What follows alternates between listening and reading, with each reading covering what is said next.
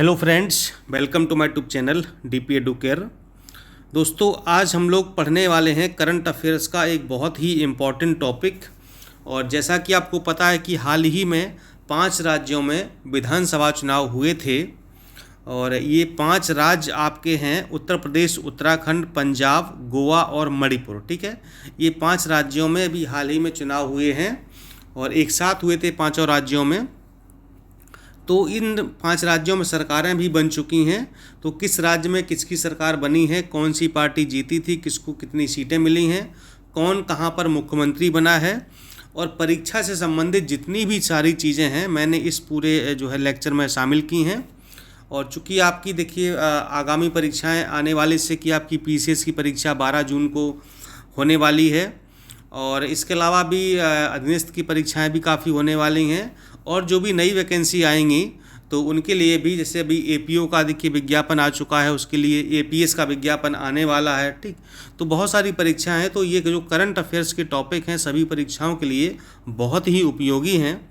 तो आप लोग इनको अच्छे से पढ़िएगा और जो भी हम यहाँ पढ़ाते हैं इसको आप लोग अपनी कॉपी में नोट जरूर करते जाइएगा, एक नोट्स बना लीजिएगा और बहुत ही टू द पॉइंट आपको पढ़ाएंगे।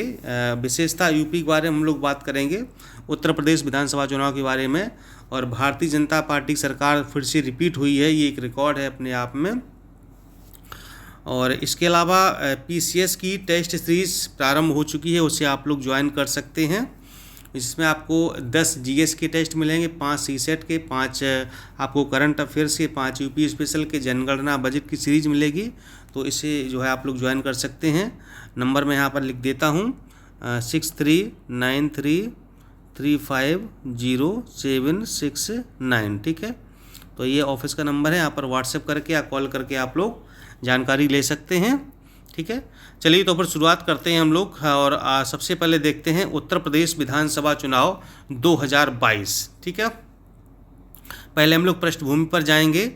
तो उत्तर प्रदेश विधानसभा यानी कि जो वर्तमान में विधानसभा चल रही है, मतलब चल रही थी, अब तो नहीं चल रही है, जो 2017 से लेकर के 22 तक जो विधानसभा थी वो 17वीं विधानसभा थी और इसका कार्यकाल 14 मई को पूरा हो रहा है। ठीक, हालांकि सरकार तो नई बनी चुकी लेकिन ये 14 मई को इसके 5 साल पूरे हो रहे हैं।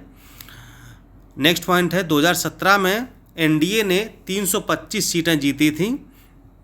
एनडीए यानी कि राष्ट्रीय जनतांत्रिक गठबंधन। ठीक है, तो जो है ये इसमें जो एनडीए है ना, ये मतलब इसमें बीजेपी भी शामिल है और मतलब कई सारे बीजेपी समेत कई दलों का ये गठबंधन है। तो पूरे गठबंधन ने 325 सीटें जीती थी, इसमें बीजेपी ने 312 सीटें जीती थी। अगर मान लो पूछ दिया जाए कि 2017 के चुनाव में भारतीय जनता पार्टी ने कितनी सीटें जीती थी या फिर जो है जो बीजेपी का गठबंधन था एनडीए, तो उसके पास कितनी सीटें थी। ठीक है, और सपा ने जीती थी 54 सीटें और बसपा की थी 19 सीट। ये 2017 की हम बात कर रहे हैं, ये पृष्ठभूमि पर चल रहे हैं।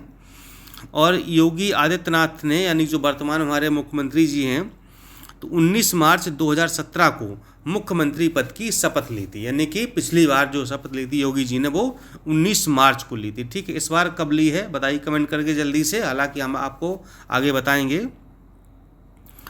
योगी जी भाजपा के पहले नेता हैं जिन्होंने उत्तर प्रदेश में 5 साल का कार्यकाल पूरा किया है। ठीक है, ये योगी जी हमारे जो हैं, बहुत ही अच्छी बात है।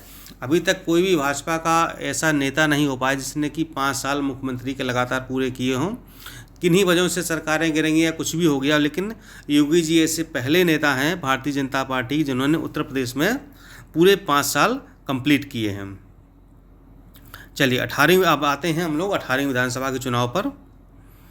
चुनाव आयोग ने 8 जनवरी 2022 को विधानसभा चुनावों की घोषणा की थी। ठीक है, जो हमारा केंद्रीय निर्वाचन आयोग है, इलेक्शन कमीशन है, ये चुनावों की घोषणा करता है, चाहे वो लोकसभा के चुनाव हों या फिर विधानसभा के चुनाव हों। तो 8 जनवरी 2022 को निर्वाचन आयोग ने चुनाव की घोषणा की थी। 18वीं विधानसभा के चुनाव 10 फरवरी से 7 मार्च तक 7 चरणों में संपन्न हुए हैं। कब? 10 फरवरी, 14 फरवरी, 20 फरवरी, 23 फरवरी, 27 फरवरी, 3 मार्च और 7 फरवरी। ठीक है, ये जो है 18वीं विधानसभा के चुनाव 7 चरणों में संपन्न हुए हैं। परीक्षा में पूछा जा सकता है। और याद रखिए पहला चरण आपका था 10 फरवरी को और अंतिम चरण था आपका 7 मार्च को। टोटल 7 चरणों में ये चुनाव संपन्न हुए हैं यूपी विधानसभा के। मतगणना आपको हुई थी 10 मार्च 2022 को। अंतिम चरण था आपका 7 मार्च को और मतगणना हुई थी आपकी, काउंटिंग हुई थी 10 मार्च को। ठीक है, चलिए चुनाव परिणाम आ गए हैं, देख लेते हैं। तो इसमें जो है भारतीय जनता पार्टी को जो है 273 सीटें मिली हैं। ठीक है, यानी कि ये जो पूरा गठबंधन एनडीए है तो 273 सीटें मिली हैं। पिछली बार 325 थी, थोड़ा सा सीटें कम हुई हैं। और भारतीय जनता पार्टी को मिली हैं 255 और इसका जो साथ में सहयोगी पार्टी है अपना दल एस, इसको 12 सीटें और निषाद पार्टी इसको 6 सीटें मिली हुई हैं। ठीक है, तो टोटल ये बीजेपी की 255 है और पूरे अगर गठबंधन की बात की जाए, एनडीए की बात की जाए तो फिर 273 सीट हो जाएंगी। और इस बार आपको समाजवादी पार्टी को सीटें मिली हैं 125 टोटल। ये भी गठबंधन है कई पार्टियों का, जैसे कि सपा को 111 मिली हैं, सुहेल देव भारतीय समाज पार्टी को 6 मिली हैं और आरएलडी को 8 सीटें मिली हैं। टोटल मिली हैं 125 सीटें समाजवादी पार्टी को। कांग्रेस को 2 सीटें मिली हैं और बहुजन समाज पार्टी को मिली है आपकी 1 सीट। ठीक है, और इसके अलावा अन्य जो है दल है वो 2 सीटें मिली हैं जनसत्ता दल लोकतांत्रिक को। ठीक है, तो ये जो हमारे रघुराज प्रताप सिंह राजा भैया हैं तो उनकी जो पार्टी है जनसत्ता दल लोकतांत्रिक, इसको 2 सीटें मिली हैं। और 70 जो ये आपकी 18वीं विधानसभा के जो चुनाव हुए हैं इसमें 47 महिला विधायक बनी हैं विभिन्न पार्टियों की। तो ये प्रश्न बहुत परीक्षा में पूछा जाता है कि जो है यूपी में कितनी महिला विधायक हैं, विधानसभा चुनाव में कितनी महिलाओं ने विजय हासिल की है। तो टोटल 47 है, 47 महिलाएं हैं, जिसमें से भाजपा से 29 महिलाएं हैं, समाजवादी पार्टी से 14 महिलाएं हैं और अपना दल एस से 3 महिलाएं और 1 कांग्रेस की महिला विजयी हुई है प्रत्याशी विधायक। कुछ और यूपी विधानसभा चुनाव के बारे में महत्वपूर्ण तथ्य देख लेते हैं। योगी आदित्यनाथ जी ने 25 मार्च 2022 को शहीद पथ स्थित इकाना इंटरनेशनल स्टेडियम में, जो कि वाजपेयी जी के नाम पर है, लगातार दूसरी बार मुख्यमंत्री पद की शपथ ली है। तो ये जो है 25 मार्च को, पिछली बार ली थी आपकी 19 मार्च को, इस बार 25 मार्च को शपथ ली है योगी जी ने। और अगला पॉइंट है 37 साल पुराना मिथक तोड़ते हुए कोई पार्टी दोबारा उत्तर प्रदेश में रिपीट हुई। यानी कि 37 साल बाद ऐसा हुआ कि मतलब कोई भी, चाहे वो सपा बसपा भाजपा कोई भी हो, जिसकी मतलब दोबारा लगातार सरकार बनी है। तो ये बहुत ही बड़ा रिकॉर्ड है अपने आप में। योगी जी ने सपा की शुभावती शुक्ला को 1,03,390 मतों से हराया है। योगी जी जो गोरखपुर सीट से जहाँ से प्रत्याशी थे जीते हैं, तो वहाँ पर समाजवादी पार्टी की प्रत्याशी थी शुभावती शुक्ला, तो उनको जो बहुत ही भारी मतों के अंतर से हराया है, 1 लाख से अधिक वोटों से। और जो सरकार में फिर से 2 मुख्यमंत्री यानी कि डिप्टी सीएम बनाए गए हैं, और एक हैं आपके श्री केशव प्रसाद मौर्य जी और दूसरे हैं आपके श्री ब्रजेश पाठक जी। तो ये जो हमारे जो दिनेश शर्मा जी थे, इनको इस बार चांस नहीं दिया गया, उनके स्थान पर श्री ब्रजेश पाठक जी को बनाया गया है। और ये इनको जो मंत्रालय मिला हुआ पाठक जी को, वो मेडिकल मिला हुआ है, मतलब कि चिकित्सा जो मंत्रालय है वो मिला हुआ है। और मौर्य जी को भी जैसे कि ग्राम विकास है और ये कई 5-6 मंत्रालय मिले हुए हैं। चलिए आगे देख लेते हैं। उप मुख्यमंत्री सहित 52 मंत्रियों ने शपथ ली थी। यानी कि इसमें जो डिप्टी सीएम थे जो है 52 मंत्री, जब शपथ ली गई थी तो वहाँ पर जो मंत्री बने थे वो 52 मंत्रियों ने शपथ ली थी, जिसमें कि हमारे दोनों डिप्टी सीएम भी शामिल हैं। श्री रमापति शास्त्री को प्रोटेम स्पीकर चुना गया।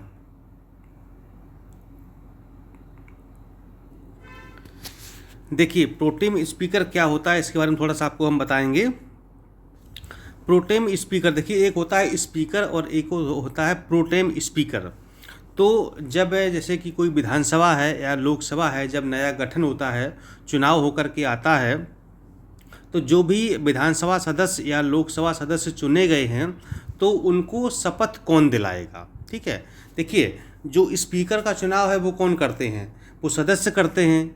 ठीक, और सदस्य कैसे बनेगा, जब तक वो शपथ ग्रहण नहीं करेगा, शपथ नहीं लेगा, तब तक वो विधानसभा का या लोकसभा का सदस्य बन नहीं सकता है। ठीक, तो उन विधानसभा कि जो प्रत्याशी जो विधायक चुन कर के आए हैं वो विधानसभा के सदस्य कैसे बने। जब तक उनको शपथ नहीं दिलाई जाएगी तब तक वो विधानसभा के सदस्य नहीं बनेंगे, और जब तक सदस्य नहीं बनेंगे तब तक स्पीकर का चुनाव नहीं हो सकता है, क्योंकि स्पीकर का चुनाव जो विधानसभा के सदस्य हैं वही करते हैं या लोकसभा के सदस्य हैं वही मिलकर के करते हैं।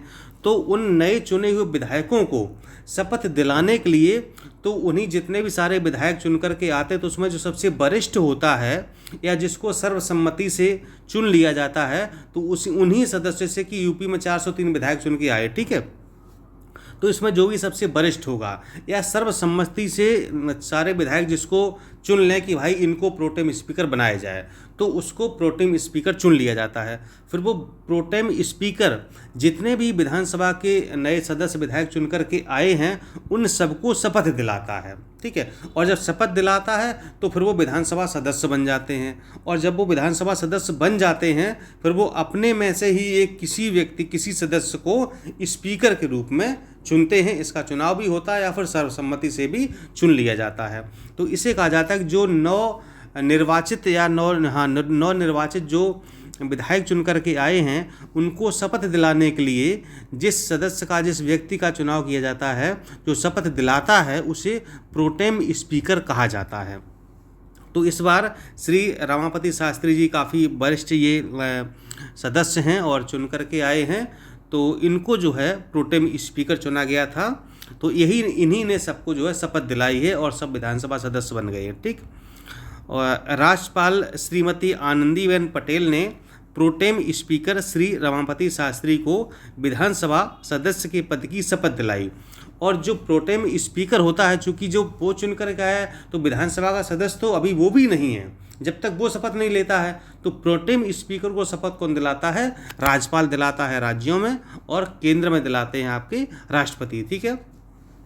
तो उत्तर प्रदेश की राज्यपाल जो महोदया हैं वो आनंदीबेन पटेल जी हैं, तो इन्होंने प्रोटेम स्पीकर रमापति शास्त्री जी को शपथ दिलाई थी जिससे कि ये विधानसभा के सदस्य बन गए, ठीक है। फिर इन्होंने अन्य सदस्यों को शपथ दिलाई थी। प्रोटेम स्पीकर के साथ ही 4 अन्य वरिष्ठ विधायकों को भी विधानसभा सदस्य के रूप में शपथ दिलाई गई, यानी कि प्रोटेम स्पीकर की सहायता के लिए। अब चूँकि 4 अन्य सदस्यों को क्यों सहायता के लिए लगाया गया, मान लो 403 विधायक हैं, अब एक ही व्यक्ति 403 लोगों को शपथ कैसे दिला सकता है, ठीक है। तो इसलिए प्रोटेम स्पीकर की सहायता के लिए 4 लोगों को राज्यपाल महोदया ने और शपथ दिलाई थी, तो कुल मिलाकर के 5 लोग हो गए थे। तो इन 5 लोगों ने, देखिए प्रोटेम स्पीकर एक ही होगा लेकिन उसकी सहायता के लिए अन्य 4 सदस्यों को और चुना गया था। वो 4 सदस्य कौन थे? श्री सुरेश खन्ना जी, श्री जयप्रताप सिंह जी, श्री रामपाल वर्मा जी और श्री माता प्रसाद पांडे जी, ठीक है। तो ये 5 लोगों को राज्यपाल महोदया ने यानी आनंदीबेन जी ने शपथ दिलाई थी, और फिर इन 5 लोगों ने क्या किया, बारी बारी से जितने भी नए निर्वाचित विधायक आए थे उनको विधानसभा सदस्य के रूप में शपथ दिलाई थी। थोड़ा जान लेते हैं शास्त्री जी के बारे में। तो ये गोंडा की मनकापुर सीट से विधायक हैं ये 8वीं बार विधायक चुने गए हैं वहाँ से। विधानसभा के कार्यवाहक अध्यक्ष, ठीक है, यानी प्रोटेम स्पीकर को कार्यवाहक अध्यक्ष भी कहा जाता है। और इसके अलावा विधानसभा सदस्यों का जो शपथ ग्रहण हुआ था वो 29 मार्च 2022 को हुआ था, ठीक है। तो योगी जी ने और जो मंत्री वगैरह थे उन सभी ने शपथ आपकी 25 मार्च को ले ली थी, लेकिन जो अन्य विधानसभा के सदस्य हैं उनको 29 मार्च को शपथ दिलाई गई थी। कैबिनेट मंत्री में यहाँ पर जो है 19 बनाए गए हैं, जिसमें सीएम और 2 डिप्टी सीएम सहित शामिल हैं, यानी कि कैबिनेट मंत्री 19 हैं, सीएम और दोनों डिप्टी सीएम को मिला करके। और राज्य मंत्री स्वतंत्र प्रभार 14 लोग हैं, ठीक है। देखिए राज्य मंत्री स्वतंत्र प्रभार आप 2 होते हैं, एक राज्य मंत्री स्वतंत्र प्रभार, ठीक है। तो राज्य मंत्री स्वतंत्र प्रभार वो होता है जैसे कि कैबिनेट मंत्री होता है, ठीक, तो अपने पूरे विभाग का मालिक होता है अपने मंत्रालय का। ऐसे ही जो थोड़े से छोटे मंत्रालय होते हैं, जो कम हाथ के मंत्रालय होते हैं, तो वहाँ पर कैबिनेट मंत्री ना बना करके राज्य मंत्री स्वतंत्र प्रभार बना दिए जाते हैं, यानी कि वो भी अपने पूरे मंत्रालय के मालिक हैं, ठीक है। लेकिन क्या है ना कि अब चूँकि कैबिनेट मंत्री बनाने की भी एक लिमिट होती है, एक संख्या होती है, उससे ज़्यादा आप नहीं बना सकते हैं, तो सभी को आप कैबिनेट का दर्जा तो नहीं दे सकते, तो इसलिए राज्य मंत्री स्वतंत्र प्रभार बना दिए जाते हैं। तो वो जो है वो भी अपने पूरे मंत्रालय के मालिक होते हैं, बस सैनिक स्वतंत्र प्रभार उसमें जुड़ा होता है। और एक होते हैं आपके राज्यमंत्री, ठीक है। तो 20 राज्यमंत्री बनाए गए हैं, और जो राज्यमंत्री होते हैं वो कैबिनेट मंत्री के अधीन या उनकी सहायता के लिए बनाए जाते हैं, ठीक है। तो लेकिन राज्यमंत्री स्वतंत्र प्रभार ज़्यादा अच्छा होता है, वो अपने पूरे मंत्रालय का मालिक होता है। राज्यमंत्री केवल है तो वो फिर कैबिनेट मंत्री के अधीन या उनके जो साथ मिलकर के काम करता है, ठीक। तो उनके जो है सहयोगी के रूप में कार्य करता है राज्यमंत्री। विधानसभा अध्यक्ष श्री सतीश महाना जी को बनाया गया है। और ये जो सतीश महाना जी के बारे में थोड़ा जान लेते हैं। ये विधानसभा के 23वें अध्यक्ष होंगे, लेकिन व्यक्ति के रूप में ये 18वें अध्यक्ष, ध्यान रखिएगा। अगर अध्यक्ष के रूप में देखा जाए तो 23वें हैं, अगर व्यक्ति के रूप में देखे जाए तो फिर ये 18वें अध्यक्ष होंगे। और ये 8वीं बार विधायक बने हैं। ये कानपुर में एक महाराजपुर जगह पड़ती है, महाराजपुर विधानसभा है, तो वहाँ से ये 8वीं बार विधायक चुने गए हैं।